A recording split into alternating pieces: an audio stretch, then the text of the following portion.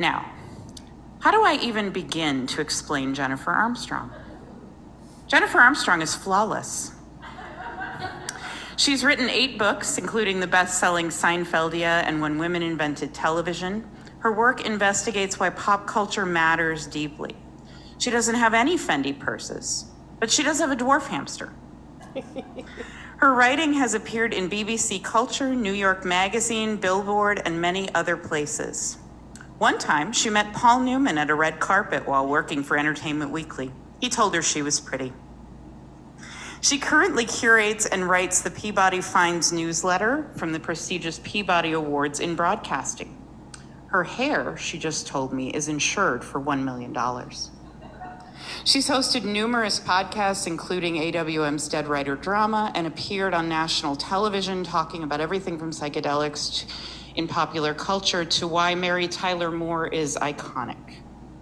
One time, when we were both little baby reporters at a newspaper here in Chicago, she took me out to lunch.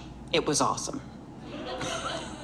She's here with us tonight to talk about her brand new book, So Fetch, The Making of Mean Girls and Why We're Still So Obsessed with It. So before we begin and I bring her out, we'd like to remind everyone what a great movie we're going to be talking about with these clips. Get in, loser, we're going shopping. Fall for you, Glen Coco. You go, Glen Coco. You smell like a baby prostitute. I can't help it if I've got a heavy flow and a wide-set vagina. And I want my pink shirt back. I can't go out. I'm sick. Boo, you whore. Is butter a carb? Yes. That is so fetch. Gretchen, stop trying to make fetch happen. It's not going to happen. On Wednesdays, we wear pink. Welcome, Jennifer. Hi. There we go. That was amazing. I'm going to get a clip of that later and post it on social because that was incredible. Thank you. That's why I texted you a few minutes ago and asked you who the most famous person you'd ever met on the red carpet was. Thank you all for coming. I'm Jennifer Cation Armstrong, if you do not know that. I know it's really cold tonight, so thank you extra for coming out here to celebrate the release of So Fetch. And I have asked my friend and colleague Moises Mendez to join me tonight. He is the culture reporter at Time and is also a fan of all the same things I am, but that includes Mean Girls. But the first thing I wanted to sort of get in between the two of us is, like, what was your connection to Mean Girls? When did you first see it? What was your first reaction? And how have you thought about it since then? Thank God I was paying attention, because I've been asked this question so many times now that I'm like, oh, I'm glad I have something to say. I was working at Entertainment Weekly at the time, and I believe I was a little assistant, and I was in my 20s. So, I thought that this wasn't for me, like, oh, I'm in my 20s and older than that. But still, it was like in very, clear memory. And the real thing that I was excited about was that I knew that Tina Fey had written it. And she was on Saturday Night Live at the time. She was kind of on her way up, and she was the thinking girls, like, icon. She's so funny, so smart, and, kind of and she was running SNL's writing staff at the time. So we were all excited about it at Entertainment Weekly. I was excited about it. I believe I went opening weekend. I don't think I lined up for the first showing or anything like that. But, I went to a multiplex in New Jersey because that is where I lived then. And it's just kind of the perfect place to see it, isn't it? Well, yeah. It just feels right. Mm-hmm. So we sat there, and the thing that I remember thinking when I saw it was, holy shit, this is so funny. Like, there's funny and then there's this. And I find that really kind of like almost touching in a teen girl movie. Like, this takes teen girls so seriously that it gives them 7 jokes a minute and quotes on quotes and quotes, the way that I feel like a lot of guy movies have done in the past, like a Caddyshack or Ghostbusters or that kind of thing. So that was the first thing. And the other thing I really remember is Regina getting hit by the bus. Spoiler, sorry. I'm sorry, Regina gets hit by a bus. Yeah. And I just thought, whoa, like this is I mean, I think the whole theater kind of like audibly reacted. And that was the other thing, which kind of goes with what I was saying. It was like, this is a dark, hilarious movie for girls that let its female characters be all kinds of terrible. And that's what I really loved. Yeah, I mean, I was a lot younger when I came to Mean Girls. I was probably about like 6. Yes, that's one of my superpowers is making everybody feel old. So I remember like seeing it, like my older cousins were watching it. I was not supposed to be watching it, but decided to sneak in, and I just remember being entranced by everybody and like all of the performances. Even at a young age, I was like, Lindsay Lohan. Wow, oh my god. But yeah, as I got older, I was like on Tumblr, and the memes and the GIFs and everything, they just stood the test of time. So I just, you know, that was how I came to it as like a cognizant person.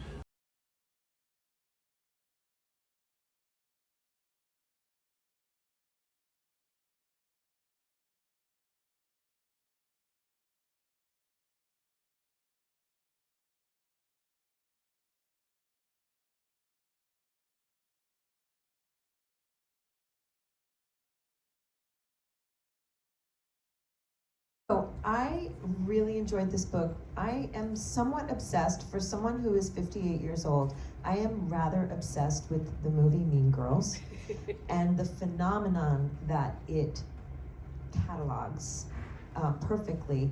When it came out in 2004 and I was like 39, I went by myself to see it because I had had an experience in 8th grade that I thought in my head about as Mean Girls, and then I've seen this play out again and again in my life, in the lives of other people, and so I'm fascinated by it, and so I'm so happy that Jennifer asked me to be in conversation with her about this. And so I was also so thrilled to read this book, and it brought me right back, and I watched the movie again last week, and so here we are. So tell all of us, why, of all, you know, you cover pop culture, why Mean Girls? Well, a lot of my books, you know, they do cover, you know, sort of, you know, a movie or a TV show, and I call them sort of biographies of TV shows or movies. And so I'm always starting with a list of possibilities, right? And I've learned to kind of spot them to some extent. And I can also usually tell people, because they love to tell me at cocktail parties, like, you should do whatever. Yeah. And I like, in my head, I'm like, I'll usually say something like, maybe, but I'm often already going like, here's all the reasons that won't work. Whereas, you know, there's certain things that rise to this level, and one of the obvious things is just, it has to have lasted. You know, this is now celebrating its 20th anniversary, and so just around that time is when things start to be like, oh, I can, you know, because you don't want to think something is a really big deal now, and then it turns out in 20 years we're not really talking about it anymore. So that's one part. I was interested in, and I think I'm not alone from what I can tell on the bookshelves right now, that I was interested in going back to the 2000s and kind of re-examining some of our attitudes, especially towards young women, the tabloids, things like that. There's also a really interesting feminist aspect to this, and there's a really interesting internet culture aspect to this, and I particularly love weird internet stories. So that was very exciting to me, and it was kind of like the way that I could do a bunch of things that I'm super interested in through documenting this movie, which is also a phenomenal movie, and you always have to want to live in the world of your book for a few years. So I felt like all of that together made it something that I wanted to do. Hello? I know your secret. Oh, just don't apologize even, Carly. No, wait, well, secret? What are you saying about? Gretchen told me that you like Aaron Samuels. I mean, I don't care. Do whatever you want. But let me just tell you something about Aaron. All he cares about is school and his mom and his friends. Is that bad? But if you like him, whatever. I mean, I could talk to him for the extra money. Really? You would do that? I mean, nothing embarrassing though, right? Oh no, trust me, I know exactly how to play it. But wait, are you so mad at Gretchen for telling me? Without, because if you are, you could tell me. It was a really bitchy thing for her to do. Yeah, it's pretty bitchy, but I'm not mad. I mean, I guess she just likes the attention. See, Gretchen told you she's not mad at you, so I can't believe you didn't get like attention. Okay, love ya. See you tomorrow. I survived my first three-way colony tag.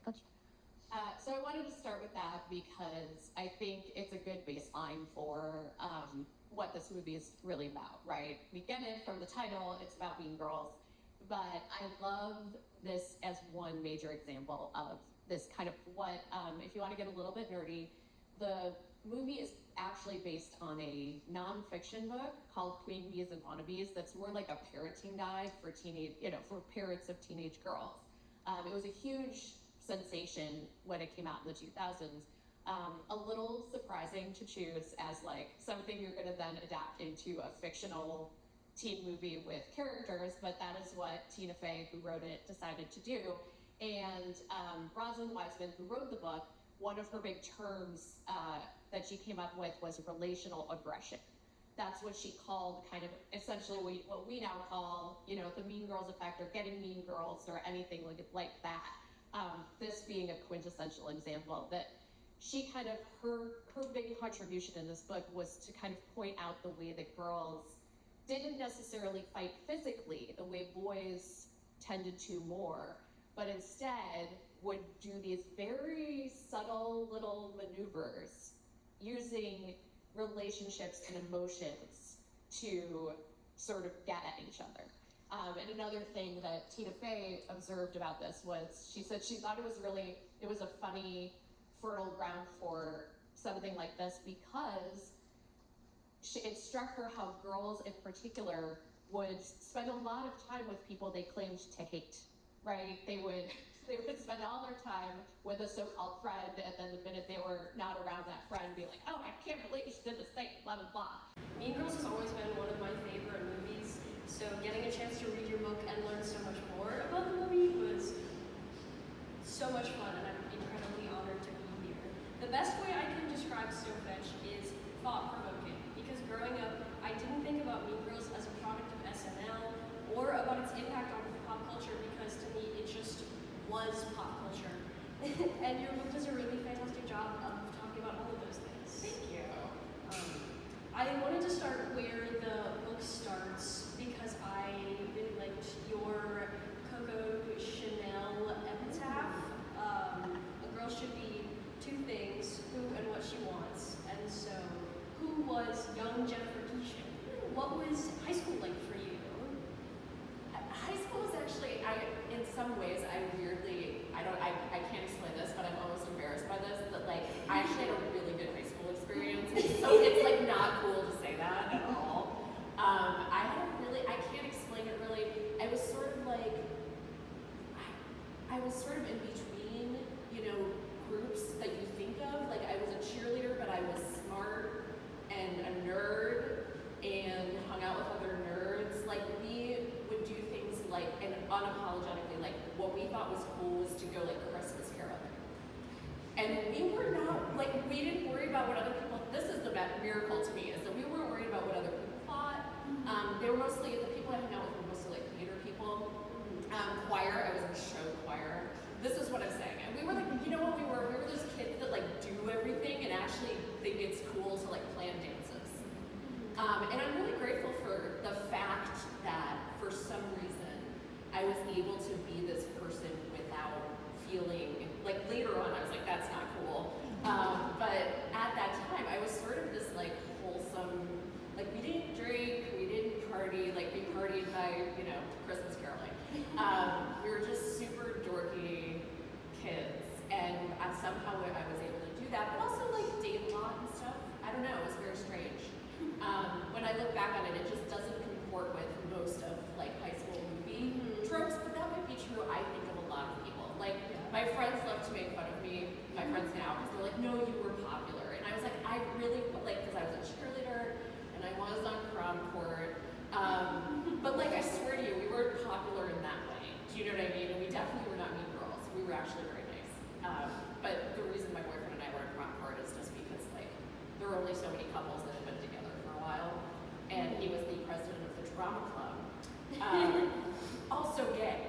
But that's neither here nor there. Or maybe it is. You know, I think with Mean Girls, I do think that Mean Girls has some of the tropes that we've seen, but it also breaks some of the tropes. Like we don't even see cheerleaders as one example. I mean, I don't know why everybody had to come for cheerleaders all the time.